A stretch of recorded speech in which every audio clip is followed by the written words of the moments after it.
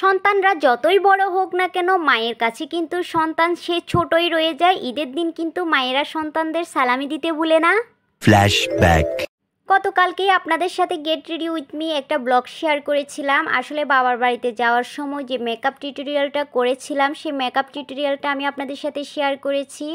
আর এই যে আজকে আমি এখানে একটা ড্রেস নিয়ে নিচ্ছি, বাবার বাড়িতে যেহেতু যাব সেই জন্য সব কিছু রেডি করে নিচ্ছি, অর্থাৎ এগুলো আমি আজকে পরবো। আর এই যে আমি ড্রেসটাও পরে নিয়েছি আর মেকআপটাও করে নিয়েছি। মেকআপ টিউটোরিয়ালটা গতকালকেই তো আপনাদের সাথে শেয়ার করেছি। আর এই যে ফাইনালি আমি সব কিছু রেডি করে নিয়েছি আর এখন জুয়েলারিগুলো পরবো। আর যে জুয়েলারিগুলো দেখিয়েছিলাম সেগুলো পরে দেখছিলাম ভালো লাগছিল না, আর তাই এই জুয়েলারিটা পরবো ভাবছিলাম।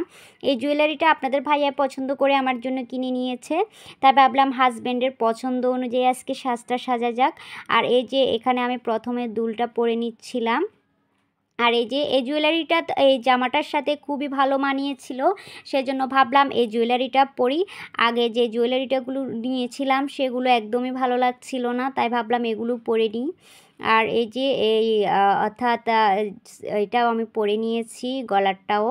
যাই হোক, আর এই যে ফাইনালি এই জিনিসটা জামার সাথে ভালোই মানাচ্ছে। আপনাদের কেমন লাগছে প্লিজ কমেন্ট সেকশনে কমেন্ট করে জানাবেন।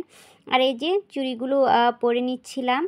আর চুড়ি পরার পরে ভাবতেছিলাম এই চুড়িগুলো এই জুয়েলারির সাথে একদমই মানাচ্ছে না। আর তারপরে একটু পরে দেখছিলাম না একদমই মানাচ্ছে না, তাই চেঞ্জ করে নিলাম, এই চুড়িগুলো পরে নিলাম। এগুলো একদম পারফেক্টলি মানাচ্ছিল। আর হাতে একটা ব্রেসলেট পরে নিয়েছি। ফাইনালি আমার জুয়েলারি অলমোস্ট কমপ্লিট হয়ে গিয়েছে। আর এই যে এখন ওড়নাটা সুন্দর করে আমি পরে নিব আমার ড্রেসের সাথে। আর এই তো ফাইনালি আমি অলমোস্ট রেডি হয়ে গিয়েছি। আর এই তো আমি যে গজ কাপড় দিয়ে ড্রেসটা বানিয়েছিলাম সেই ড্রেসটাই এটা।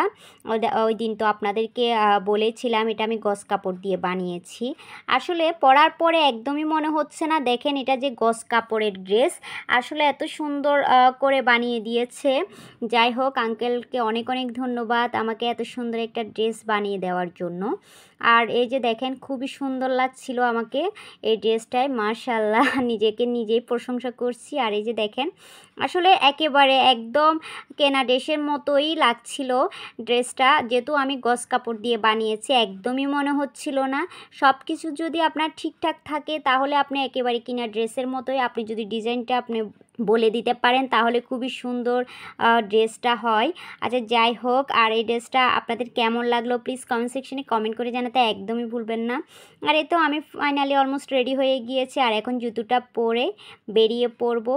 আর যেহেতু প্রচণ্ড গরম পড়ছিল বাইরে, মেকআপ নিয়ে এত লেট করা একেবারেই সম্ভব হচ্ছিল না। আর এই যে আমরা এখন বেরিয়ে পড়েছি, গাড়িতেও উঠে গিয়েছি আর বাবার বাড়ির উদ্দেশ্যে বিসমিল্লাহ বলে রওনা দিয়ে ফেলেছি। আসলে ঈদের দিন বাবার বাড়িতে যাওয়ার আনন্দটা একটু অন্যরকম। যতই শ্বশুর বাড়িতে ঈদ করি না কেন বাবার বাড়িতে যাওয়ার আনন্দটা অন্যরকম একটা ফিল হয়। আর এই যে ফাইনালি আমরা চলে এসেছি। আর এসে প্রথমেই তো আম্মুকে সালাম করে নিচ্ছিলাম, কারণ আম্মুর থেকে সালামি নিতে হবে। আর এই যে আম্মু আমাকে 1000 টাকার একটা নোট দিয়ে দিয়েছিল। আর এই যে এখানে সবাইকে আমি এক এক করে সালাম করে নিচ্ছিলাম আম্মুদেরকে।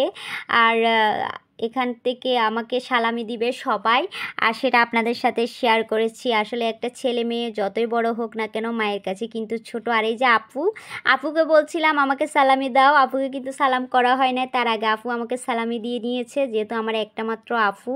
আর এই যে ফাইনালি আমার একটা মাত্র মামি, আর এ মামি আমাকে সালামি দিবে। আমি বলছি মামি সালামি দেওয়া লাগবে না, আর যেহেতু আমার মা মানে সেজন্য তারপরও মামি আমাকে সালামি দিয়েছে। আর এই যে আমাদেরকে অলমোস্ট নাস্তা দিয়ে ফেলেছে, যেহেতু আমরা আস্তে আস্তে একটু বিকেল হয়ে গিয়েছে। আর আপনাদের ভাইয়াও নাস্তা করতে বসে গিয়েছে। আর সবার কাছ থেকে সালামি পেয়ে আমি তো মহা খুশি। আসলে একটা সন্তান যতই বড় হোক না কেন বাবা মায়ের কাছে সন্তান ছোটই থাকে।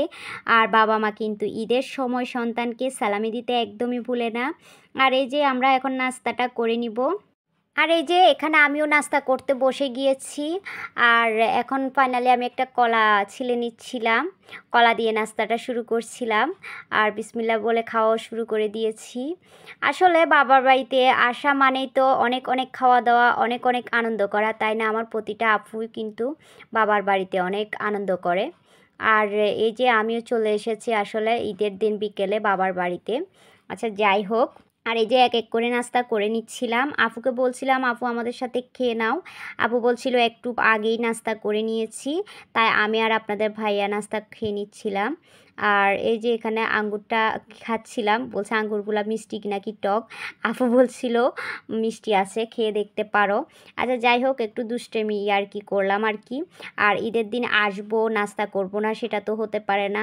সচরাচর আমরা সব সময় অর্থাৎ বাবার বাড়িতে আসি, কিন্তু ঈদের দিনটা কিন্তু একটু স্পেশাল। আর এই যে এখানে সেমাই খেয়ে নিচ্ছিলাম। আর সেমাইটা ঈদের দিন যেভাবে খাওয়া যায় অন্য সময় কিন্তু এই লাচ্ছা সেমাইটা তেমন একটা খাওয়া যায় না। যাই হোক, ঈদের দিন কিন্তু একটু মিষ্টিমুখ করা যেতেই পারে। আর লাচ্ছা সেমাইটা ভালোই লাগছিল খেতে, ততটাও খারাপ না। আর এই যে আমি লাচ্ছা সেমাইগুলো খাচ্ছিলাম। আর খাওয়া দাওয়া শেষ করেই আমরা এখন অর্থাৎ এই যে দেখেন একটু বাইরে বেরোবো ভাবছিলাম, বাইরে গিয়ে ফটোশ্যুট করব। আর আপনাদের ভাইয়াকে বলছিলাম তাড়াতাড়ি করো, নাস্তা শেষ করে নাও। আপনাদের ভাইয়া বলতেছো কি বলো, এখনও পর্যন্ত কি তোমার ফটোশ্যুট শেষ হয়নি? যাই হোক, আসলে আমাদের মেয়েদের প্রধান ফটোগ্রাফার কিন্তু হাজব্যান্ড। কারা কারা এই কথা বিশ্বাস করেন? আসলে হাজব্যান্ডদেরকে আমরা এতই বিরক্ত করি, যখনই আমরা সাজুগুজু করি আমাদেরকে ছবি তুলে না দিলে কিন্তু আমরা সারাক্ষণ কানের কাছে পেন পেন পেন পেন করতেই থাকি। আমাদের কিন্তু একেবারে অরিজিনাল ফটোগ্রাফার কিন্তু আমাদের হাজব্যান্ড। আচ্ছা যাই হোক, এটা তো আমরা সবাই জানি। আর এই যে আমি এখানে একটু শরবতও খেয়ে নিচ্ছিলাম, যেহেতু প্রচণ্ড গরম পড়তেছিল। ঠান্ডা ঠান্ডা শরবতটুকু ভালোই লাগছিল। আর এই যে খাওয়া দাওয়া শেষ করে ফেলেছি, আর এখন বাইরে চলে এসেছি। ওই যে বলেছিলাম একটু ফটো সেশন করব সেই জন্য। আর এই যে এসে আপনাদের ভাইয়াকে বলছিলাম একটু ফটো সেশন করে দাও।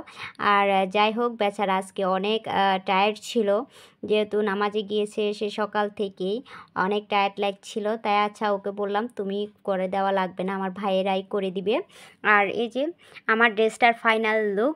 আমার ড্রেসটা আপনাদের কার কাছে কেমন লাগলো প্লিজ কমেন্ট সেকশনে কমেন্ট করে জানাতে একদমই ভুলবেন না। আর এই যে দেখেন আমার আপুর মেয়ে বড়টা এখানে বসে আছে তার অর্থাৎ ছোট আপুর সাথে। আচ্ছা যাই হোক, আর এই যে ফাইনালি আমাদের টুকটুকিও চলে এসেছে সুবাহা। ও ওদের সাথে ছবি তুলবে, মানে পুষ্পিতা যেখানে থাকবে ও সেখানে থাকবে। আসলে ওর একটা জেলাসি ফিল করে, কারণ হচ্ছে বড় বোন যেখানে থাকবে ও সেখানে থাকতেই হবে। আচ্ছা যাই হোক, মাশাল্লাহ ওরা দুইজন ওদের ছোট আব্বুর সাথে ছবি তুলছিল, যেহেতু আজকে ঈদের দিন। আর ও ঘুম থেকে উঠেছে সেই জন্য ওর মুডটা একটু এরকমই ছিল। তারপরও আমরা আসছি শুনে ওরা চলে এসেছে। আচ্ছা যাই হোক, প্রিয় আপু ভাইয়ারা যারা এখনও পর্যন্ত আমার ভিডিওতে লাইক দিতে ভুলে গিয়েছেন, প্লিজ একটা লাইক দিয়ে দিবেন। দেখতে দেখতে যদি আমার ভিডিও ভালো লাগে চ্যানেলটা সাবস্ক্রাইব করে আমার পাশে থাকবেন। আরও নতুন নতুন ভিডিও পেতে পাশে থাকা বেল আইকনে ক্লিক করতে একদমই ভুলবেন না। আর আমার ভিডিও ভালো লাগলে আত্মীয় স্বজন বন্ধুবান্ধবের সাথে শেয়ার করে দিবেন। ওকে, আল্লাহ হাফেজ।